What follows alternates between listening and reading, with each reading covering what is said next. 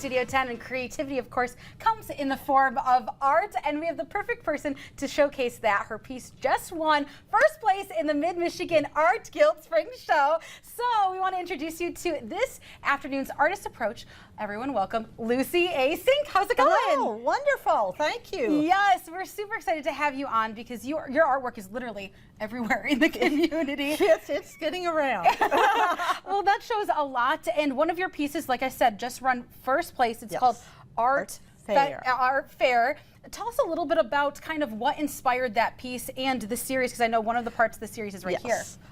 Actually, jigsaw puzzles. Really? I love the detail, the color, the people, but I discovered a lot of them are sort of Americana and sort of just white people. I wanted to celebrate the diversity of the America I know.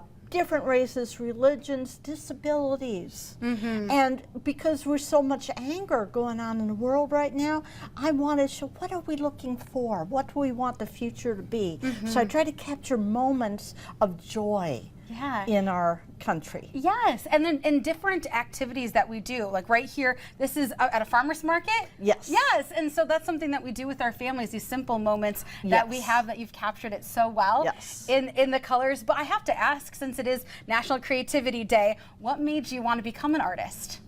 Oh, I've always been painting. I had my kindergarten teacher told my mother I would be an artist. So I've always been drawing and painting. Wow. And now look at where you've come. You've brought other artwork, of course, too. And some, it's kind of a little bit of a range. So let's start. What's going on over here? This is a little bit more realistic. I love to get my hand in by doing still lifes from life. I usually choose fruit, it's colorful, and I can eat the still life after I'm done painting it. We need some strawberries after all this strawberry shortcake. There you go. Oh my goodness, but then you've kind of dove into some fantasy? Is that what's going on over here? Yes, actually fantasy is a big part of my career. Okay. But after being known for hyper detailed work, I want to do something more fun, a little glitter, a little bit of 3D element, and that's what we've going on with the spacescapes. Ooh, I like that. Were you nervous to try a different kind of genre of art? Well, not really. I took some classes, some workshops in mixed media, and I do it in my own studio, so no one sees the little experiments that didn't work out. That's just for your eyes. Yes. But for those that are, at home, that are nervous to maybe branch out to different kinds of artwork or think that they don't have any creative bone in their body, what advice do you have for them? Have fun, try things out, get messy. There is something called The Artist's Way. It's a very good book for people just starting out.